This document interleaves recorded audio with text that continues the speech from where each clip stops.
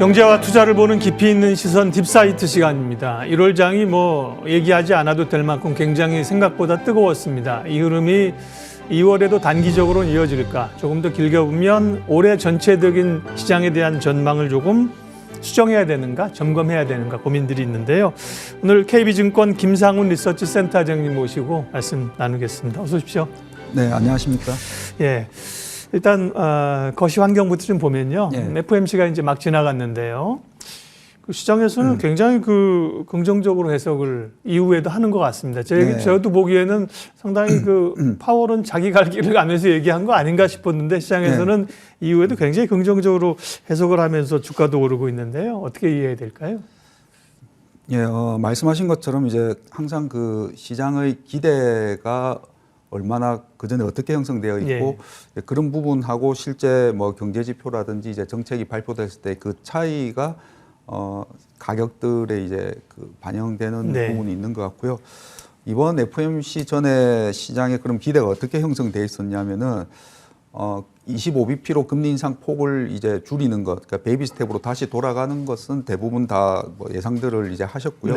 다만 이제 그러다 보니까 멘트는 조금 세게 하지 않을까, 매파적으로 하지 않을까. 예, 그리고 시장이 이제 금리 인상은 이제 거의 끝나간다고 이건 컨센서스가 다 됐지 않습니까? 근데 그러고 나면은 혹시 이제 QT가 남아있죠. 양적 긴축 지금 하고 있는데 그 QT 과정에서 시장이 생각지 못했던 어떤 게 나오는 게 아닐까. 예를 들면 MBS 모기지 채권을 그냥 재투자를 안 해서 줄여 나가는 게 아니고 매각을 한다든지 이제 그걸 약간 걱정을 좀 있었던 것 같은데요. 이제 그런 부분이 걱정보다는 굉장히 좀 완화적 그런 부분이 이제 나오지 않으면서 시장은 이제 좀 긍정적으로 해석을 하는 것 같습니다. 네. 통화정책 결정하고 이제 어떤 공식적인 얘기할 때만 해도 시장이 눌렸는데 기자회견하면서 1월에 주식시장이 굉장히 뜨거운데 신경 쓰이지 않으세요? 그랬더니 괜찮아. 이런 얘기들 표현해서 몇 가지 단어들이 디스인플레이션이라든지 한 두어 차례 이런 것들이 시장을 급격하게 올렸는데요. 그러면 지금 연준이 가이드로 제시한 건 5.25입니다. 상단이. 그럼 이제 2번 정도 올려야 되고 제롬 파월도 이제 두어 차례라고 해서 2번 정도 올릴 걸로 얘기하는데 시장에서는 3월에 한 번 올리면 이제 못 올리는 걸로 이렇게 거의 기정사실을 하던데요. 향후 연준의 통화정책 경로는 어떻게 예상하세요? 예, 저희도 3월에 25bp 인상해서 기준금리 상단이 5.0에서 금리 인상은 마무리되지 않을까라고 예상은 하고 있고요. 앞서 말씀드린 것처럼 이제 시장의 속성상 조금 이렇게 선반영을 하는 부분이 있다 보니까 인상 5.0이나 5.25냐 이거보다는 이날을 언제 할 것이냐를 시장은 이미 또 먼저 가 있죠. 먼저 가 있는 것 같습니다. 그래서 지금 선물 시장이나 이런 부분에서는 올해 말에는 지금보다 한두 차례 정도 금리가 인하되어 있지 않을까라는 좀 기대가 있다 보니까 시장은 좀 그쪽에 더 지금 관심이 있는 것 같습니다. 네. 자, 이제 그러면 전반적인 전망을 좀 하겠습니다. 준비해 오신 표나 그래프들은 필요하실 때 말씀을 하시면 저희들이 좀 언급을 해 주시면 넣겠고요. KB증권 보고서에서 최근에 이제 시장에 대해서 관심들이 많지 않습니까? 생각보다 1월이 강했기 때문에. 근데 기묘한 골드락스 장세다, 흐름이다 이런 표현을 쓰셨습니다. 골디락스는 말도 좀 어렵긴 한데 기묘한 골디락스라는 건 이게 무슨 뜻입니까? 전반적으로 좋다는 분위기인 거죠, 분위기는? 예, 말씀해 주신 디스인플레이션이라고 한 게 이게 이제 물가가 낮아지는 그런 이제 의미도 있는데요. 이제 크게 경기 국면을 나눴을 때 지난해는 이제 인플레이션이었지 않습니까? 그리고 인플레이션에서 물가가 오르다가 경기가 이제 나빠지는 게 겹치면서 이제 스태그플레이션 그렇게 됐고 경기와 물가의 방향성이 다 낮아지는 거는 디플레이션이라고 표현하죠. 이건 경기도 안 좋고 경기가 너무 안 좋아서 수요가 죽어서 물가도 낮아지는 그러니까 경기 측면에서는 어떻게 보면 좀 안 좋은 국면 제일 안 좋을 수 나왔습니다. 근데 디스인플레이션은 물가는 낮아지는데 경기는 그렇게 나쁘지 않은 조금 개선되거나 그런 조합을 디스인플레이션이라고 이제 표현을 많이 하고 그것을 좀 다르게 그러니까 전반적으로 좀 좋은 분위기일 때 보통 디스인플레이션을 골디락스라고 이게 이제 동화에 나오는 그런 표현이죠. 그러니까 그냥 이것도 좋고 저것도 좋고 좀 좋은 이제 그런 환경을 표현인데요. 저희가 이제 이렇게 한번 말씀드린 이유가 지난해 말을 한번 생각해 보시면은 인플레이션에 대한 걱정은 좀 낮아지고는 있죠. 이제 보면 물가의 방향은 낮아지는데 다만 절대 수준이 그래도 팬데믹 이전보다는 좀 높고, 예, 그러다 보니까 중앙은행들의 긴축이 끝나가지만은 이게 빨리 인하로 안 바뀌고, 예, 그렇게 될까봐 걱정 더하기, 거기다가 이제 경기가 그냥 둔화가 아니고 이제 침체, 리세션이 올 거다라고 대부분 전망, 저희 포함해서 대부분 전망했지 않습니까? 그러니까 이 두 개를 조합하면 올해도 좀 힘들게 시작하겠구나라는 걱정들이 있었는데요. 네. 그러고 한두 달 경제 지표들이 나오는데 생각보다 물가도 조금은 빨리 떨어지는 것 같고, 예, 그리고 경기 지표들도 나오는데 방향은 분명히 둔화되는 게 맞습니다. 예, 맞는데 걱정했던 것보다는 좀 덜 둔화되니까 시장은 골디락스 아니냐라고 좀 이렇게 해석을 하는 것 같고요. 이제 그런 배경 중에 하나가 일단 지난해 뭐 가을 10월, 11월 이럴 때 이제 전망했을 때 대부분 가장 우려하는 쪽이 유럽이었습니다. 왜냐하면은 날씨가 추워지면은 예. 이제 에너지 가격, 전쟁 때문에 안 그래도 에너지 가격이 높으니까 유럽이 이걸 겨울을 잘 넘길 수 있을까? 예, 그 걱정을 했는데 이게 기후가 생각보다 따뜻해지면서 네. 가스 가격이 많이 내려갔죠. 이제 보면 예. 그러면서 유럽의 성장률이 걱정했던 것보다는 좋은 부분이 있고요. 또 하나는 중국이 이제 예상보다 빨리 리오프닝을 이제 하게 되면서 전 세계 경제 GDP 위인 중국이 다시 이제 경제 활동이 재개된다. 그러면은 경기가 예상했던 것보다는 좀 덜 나쁘겠구나. 중국이 조금 업사이드를 주겠구나. 이제 이런 기대들이 골디락스의 좀 배경으로 작용을 한 것으로 보여집니다. 네. 말씀하신 것처럼 영국의 그 동화 작가, 소설가가 이제 쓰는데 거기서 주인공들이 들어가서 빈집에 들어갔는데 스프가 있는데 맛있는데 뜨겁지도 않고 차갑지도 않고 먹기 좋은 그런 걸 뭐 골디락스로 표현했다는 겁니다. 그런데 그렇게 분위기 자체가 사실은 뭐 삶도 마찬가지고요. 어느 정도 긴장감이 있으면서 이렇게 가야지 더 전투 의지도 건강한 거잖아요, 그죠? 네.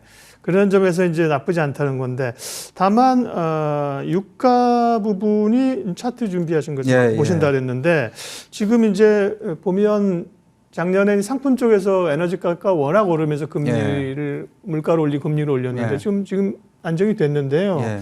요거는 이제 시장에 도움이 되는 겁니까? 아니면 유가가 또 조금 더 향후 노이즈가 될 수 있다는 의미신가요? 네, 그래서 이런 골디락스를 그러면 해칠 만한 게 뭐가 있을까라고 생각해 봤을 때 국제 유가가 다시 좀 오르면서 다시 이제 인플레이션이 자극하는 거죠. 이제 근데 그러면 이걸 자극할 만한 게 뭐가 있을까 생각했을 때 중국이 리오프닝한 거는 경기 측면에서는 굉장히 반갑고 좋은데요. 중국이 경제 활동을 재개하면서 원자재 수요를 자극해서 유가가 올라가지 않을까. 예, 그렇게 되면은 뭐 다시 중앙은행이 긴축에 더 나서든지 이 걱정을 할 수 있겠습니다. 그리고 70년대 이야기들이 많이 있는데요. 70년대도 사실 그때 연준이 뭐 올렸다 내렸다고 하고 이제 여러 가지 스태그플레이션의 배경이 있는데 이때 아시다시피 이제 오일 쇼크라는 외부 충격이 있었죠. 이제 보면 그래서 저희가 뭐 이런 가정을 이제 하고 있는 건 아니지만은 다시 이제 또 유가가 좀 중요한 이제 지금 시점인 것 같고요. 근데 다만 저희가 한번 분석해 봤을 때 중국이 리오프닝을 하는데 일단 내수 서비스 위주이기 때문에 뭐 전 세계 원자재 수요를 엄청나게 끌어올려서 유가를 올릴 정도는 아니지 않을까. 예. 그리고 어쨌든 경기가 덜 나빠지는 거지 당분간은 그래도 조금 방향이 아래쪽이기 때문에 뭐 유가를 다시 뭐 $100 근처까지 그냥 경기 측면에서 올릴 만한 요인은 많지 않은 것으로 좀 그렇게 보여집니다. 네. 그러면 시장의 흐름은 어떻게 될까요? 대체적으로는 이제 올해 시장을 전망할 때 상반기에 조금 한 번 정도 더 흔들고 고생을 하고 하반기에 올리는 그런 흐름들로 봤지 않습니까? 그래서 이제 밴드의 상하단이 증권사마다 애널리스트마다 다 다르지만 평균으로 잡으면 이제 상단을 한 평균이 한 2,600 정도로 봤는데 근데 최근에 이렇게 오르는 것도 일부에서는 미국도 보면은 이게 조심해야 된다. 한 번 더 꺾고 올라갈 거다 이런 얘기했는데 KB증권에서는 코스피 상단이 2,800으로 얼마 전에 제시를 하셨더라고요. 다른 증권사보다 좋게 보셨습니다. 그 이유를 좀 들어볼까요? 저희도 이제 기존에 지난해 4분기 정도에서는 올해 이제 그 당시에 경제 환경과 뭐 금리나 이런 걸 해서 이제 분석을 해봤을 때는 밸류에이션을 해보니까 저희도 한 2,600 정도를 이렇게 말씀을 드렸는데요. 일단 그 사이에 바뀐 게 그 앞서 말씀드린 일단 경기가 좀 생각보다 덜 나쁠 것 같아. 그리고 물가가 예상보다 한 상반기까지는 조금 빨리 떨어질 것 같아요. 네. 보면은요. 예, 낮아지는 게 조금 가파르고 이제 그렇게 되면 이제 금리를 좀 낮추게 되죠. 이제 보면 지금 이미 금리가 좀 내려가고 있지 않습니까? 이제 그러면은 그 밸류에이션 할 때 이제 또 금리가 달라지고 해서 그래서 이제 다시 추정해 보니까 네. 저희가 상당히 업사이드가 조금 더 높아졌다라고 이제 판단을 하고 있고요.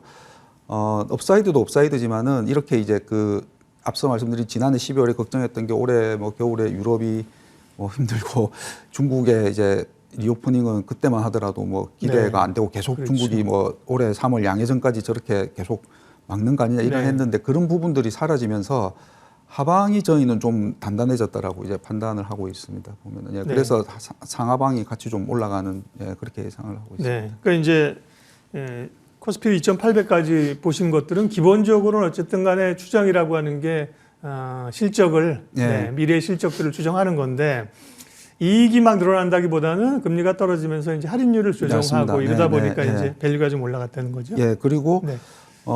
미국에서 일부 이제 지금 이렇게 약간 한 번 더 조정받아, 물론 저희도 뭐 조정이 받을 수는 있는데 네. 그때 말씀드린 것처럼 하방이 조금 높아졌다고 판단하고 있고요. 네. 감익은 당분간은 될 수 있다라고 보고 있습니다. 이제 네. 보면은. 근데 미국 쪽도 어쨌든 지금 둔화냐 침체냐이지 덜 둔화된다라고 하다 보니까 그래도 한번 기업 이익이나 이런 쪽에서 또 이슈가 있거나 아니면 아까 말씀드린 뭐 행여나 QT 과정에서 유동성이 좀 줄어들면서 뭐 그런 여러 가지 이유로 좀 조정을 예상하는 것도 있는 것 같습니다. 네.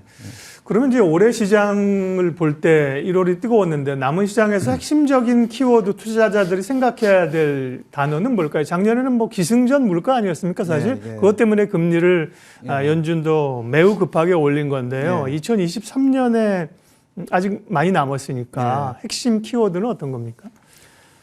지난해가 물가였다면 올해는 경제지표 큰 두 축이 물가와 경기지 않습니까? 네. 그래서 올해는 이제 관심이 물가에서 경기로 이제 이동할 것 같고요. 그래서 이제 말씀드린 것처럼 방향은 아래쪽인데 각도가 어떻게 되느냐. 예, 그냥 이렇게 둔화에서 그냥 이렇게 잘 넘길 수 있느냐. 기존의 전망들은 이제 마일드 리세션 또는 약형 경기 침체, 뭐 아니면 소프트 리세션 이런 의견들이 많았죠. 이제 분기 성장률이 살짝 마이너스 나는 정도, 예, 그렇게 예상들 저희도 지금 뭐 그 정도 예상하고 있습니다. 근데 여기서 이제 그 침체 각도나 이제 그거에 따라 가지고 이제 기업들의 실적이나 또 아니면 통화 정책이 좀 이렇게 변화될 수 있는 부분이 있기 때문에 이제 관심은 물가에서 경기로 이렇게 이동할 것으로 그렇게 보고 있습니다. 네. 그 수급은 어떨까요? 뭐 외국인들이 미치는 영향력이 워낙 크지 않습니까? 사실은 예. 코로나 이후에 굉장히 외국인들이 주식을 많이 팔았고 지금 작년 하반기부터 해서 올해까지도 계속 사들이 오고 있는 건데요. 환경 자체는 많이 좋아진 것 같습니다. 그다음에 우리 정부가 지금 뭐 외환시장 연장하고 뭐 이런 것들은 결국은 MSCI에서 요구하는 이런 것들을 좀 하겠다는 의지 아니겠어요? 예, 그렇게 보면 이제 긍정적인 면도 장기적으로도 있는데요. 외국인들의 매수세는 올해 이어질까요? 예, 외국인 투자자도 이제 다양하고 또 다양한 그렇죠. 것을 보고 투자를 할 텐데요. 네.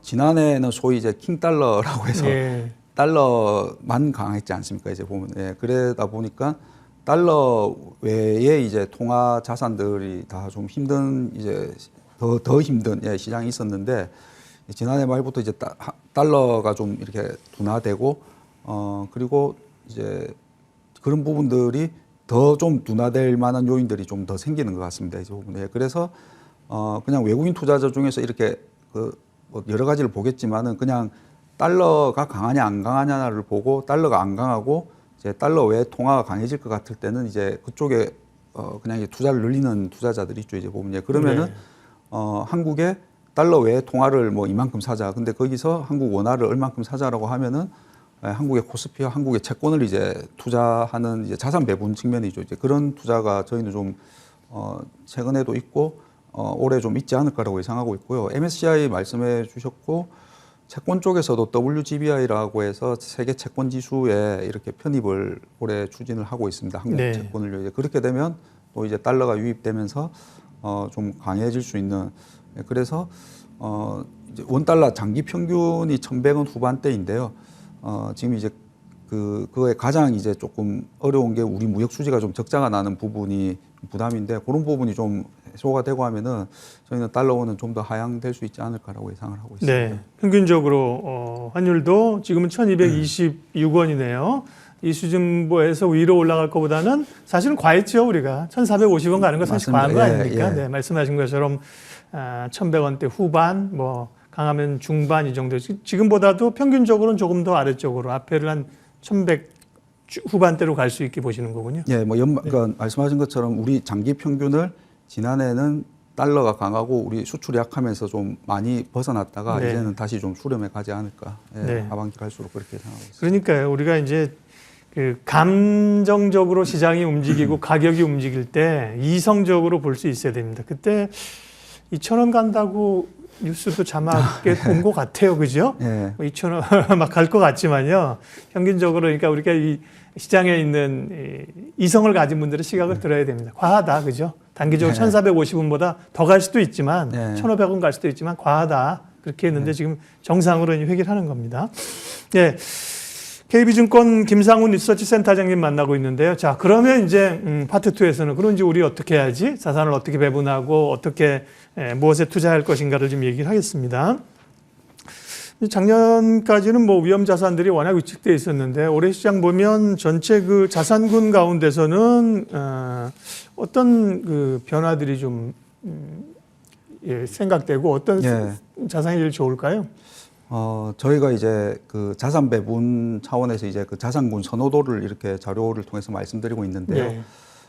저희가 지난해 한 4분기 정도부터 해서는 채권을 최우선으로 이렇게 말씀드리고 있고요. 그게 이제 주식, 채권, 대체 투자 중에서 채권을 최선호 그리고 약간 차이나게 주식 그리고 대체 투자를 이제 가장 선호도를 낮게 말씀을 이제 지난해 한 4분기부터 드리고 있습니다. 네.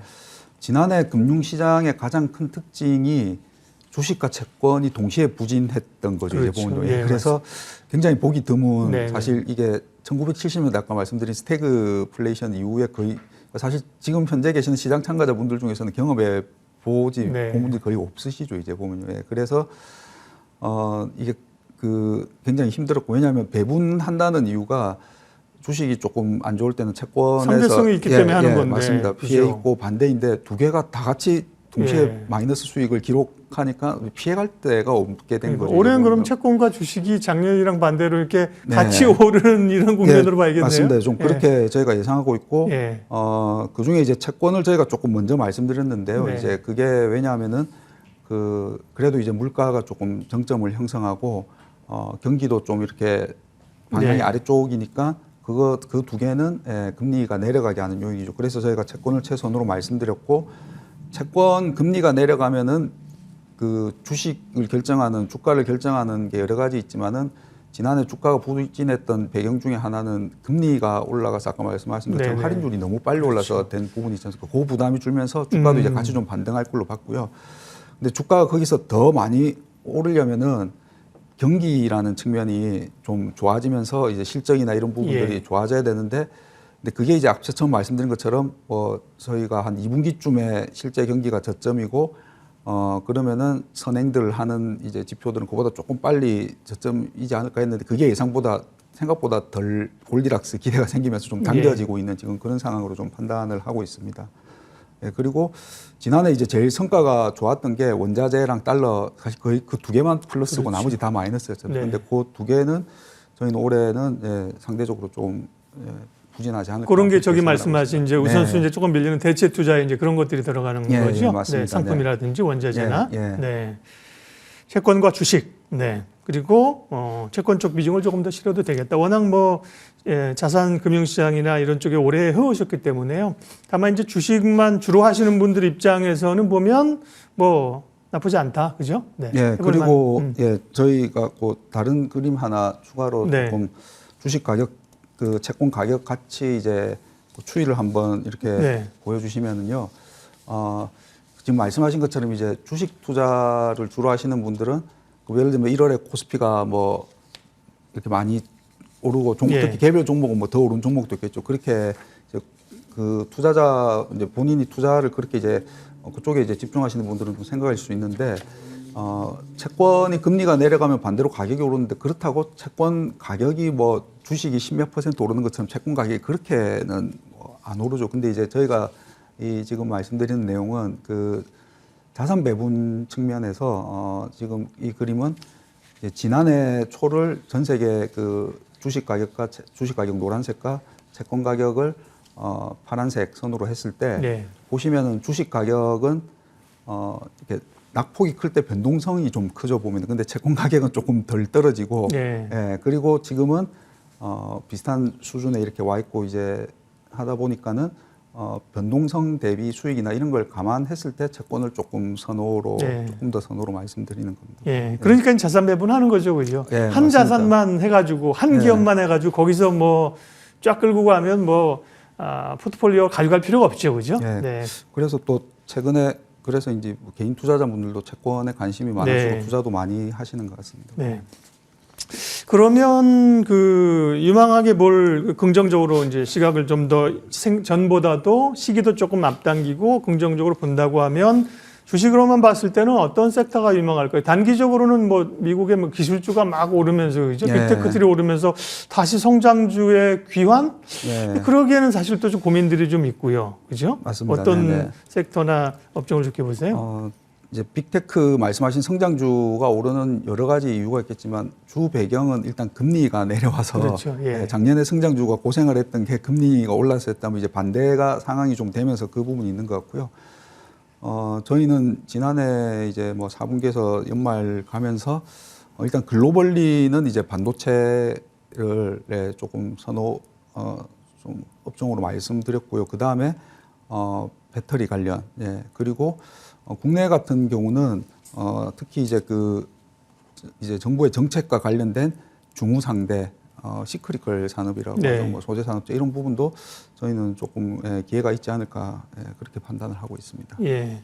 반도체, 그다음에 뭐 2차 전지 배터리 쪽이야 워낙 예, 그렇죠. 예. 의구심도 많지만 확실한 예. 성장이 있는 거고 정책 관련. 네. 그다음에 이제 소재 쪽. 이건 소재나 이제 산업재는 중국이 열리게 되면 그렇죠. 맞습니다. 예, 예, 예. 긍정적인 이 뉴스를 받게 됩니다. 국가별로는 어떤 선진국과 이머징 크게 보면 또 뭐 세부적으로는 나눌 수 있겠습니다만, 예. 네, 올해는 이머징 쪽이 좀 좋을 걸로들 보대요. 네, 저희가 앞에서 그 선호도에서 현재는 선진국과 신흥국의 선호도가 같게 돼 있는데요. 네. 근데 그 전까지는 신흥국이 낮았습니다. 네, 근데 이제 지금 신흥국을 계속 선호도를 높이고 있는 상황이고요. 그 이유가 앞서 이제 조금 일단은 저희가 그동안 낮췄던 이유는 이제 중국의 그 정책 관련 불확실성 때문이었습니다. 근데 일단 그 부분이 좀 해소가 네. 됐고 그리고 이제 그 환율 측면에서 앞서 말씀드린 것처럼 이제 올해는 빗달러 자산이 빗달러 국가의 자산이 저희는 상대적으로 조금 더 업사이드가 있다라고 네. 보고 있어서 신흥 쪽 투자를 지금 선호도를 좀 높이고 있고요. 실제로 1월에 그 ETF나 이런 쪽의 펀드 플로우를 보면은 신흥국 주식, 뭐 특히 중국 주식 쪽 ETF나 신흥국 채권 쪽 ETF로 자금이 지금 꽤 들어오고 있습니다. 네. 마무리 좀 하겠습니다. 이제 KB에서 다른 증권사들보다도 먼저 좀 선제적으로 코스피 상단을 올리셨는데 2,800까지 워낙 뭐 김상훈 센터장님이 점잖으셔가지고 사실은 이제 조금 기질이 좀 어그레시브하면 2,800 간다. 지금 사야지 주식 언제 이러시겠는데 워낙 점잖으셔가지고 차분하게 얘기를 해주셨습니다. 그러면 이제 어떻게 해야 돼 지금부터? 근데 아까 말씀드린 것처럼 좋긴 한데 네. 추세는 돌아나와 하락세는 멈추는 것 같은데 네. 덜컹 거 한번 거릴까봐 네. 그것도 불안한 거잖아요. 네, 맞습니다. 그럼 이제 자산 배분이나 시기적 전략이나 마무리 좀 해주십시오. 한 1분 정도. 예, 그래서 그 지난해는 주식 채권 다 힘들었다면 올해는 그렇지는 않을 것 같아. 예, 그러고 근데 그 일단은 이제 배분 뭐 비중이라고 할 때 물론 이건 투자자분들의 투자 성향에 따라서 달라지겠죠. 네. 이제 보면 좀 적극적인 투자자시라면은 위험 자산의 비중을 이제 조금씩 늘려가도 그 기존에 걱정했던 것보다는 조금 환경이 나아진다라고 이제 판단을 하고 있고요. 다만 이제 그 예전처럼 뭐 팬데믹 이후에 그때처럼 이제 뭐 전자산 가격이 엄청나게 오르고 특히 뭐 약간 레버리지를 일으켜서 하는 투자나 이런 부분은 예. 아직은 그래도 조금 우려가 있어 보이고 그런 측면에서 상대적인 이제 안전자산인 채권이나 그런 부분 그리고 저희가 지난해 4분기 연간 전망에서 말씀드렸던 것보다 생각보다 더 빨리 오르는 자산이 있습니다. 금입니다. 네. 저희가 그때 금이 조금 나아지지 않을까. 왜냐하면 이제 그동안은 실질 금리가 오르고 달러가 강해서 금을 좀 노르는 게 있었는데 그게 약해지고 경기 우려가 생기면 금이 조금 오르지 않을까 했는데 생각보다 좀 빨리 올라서 단기 조정은 받을 수 있겠지만은 포트폴리오 차원에서는 조금 관심을 가져봐도 되지 않을까 네. 싶습니다. 봅니다. 투자의 깊은 이야기 딥사이트, 오늘은 KB증권 김상훈 리서치 센터장님 함께했고요. 오늘 센터장님 오시니까 다음 주 딥사이트에는 또 KB증권에서 신흥시장 분석하시는 박수현 팀장이 오시는군요. 중국 시장이나 신흥시장에 대해서 집중 다음 주에 분석하겠습니다. 오늘 김상훈 센터장님 함께했습니다. 고맙습니다.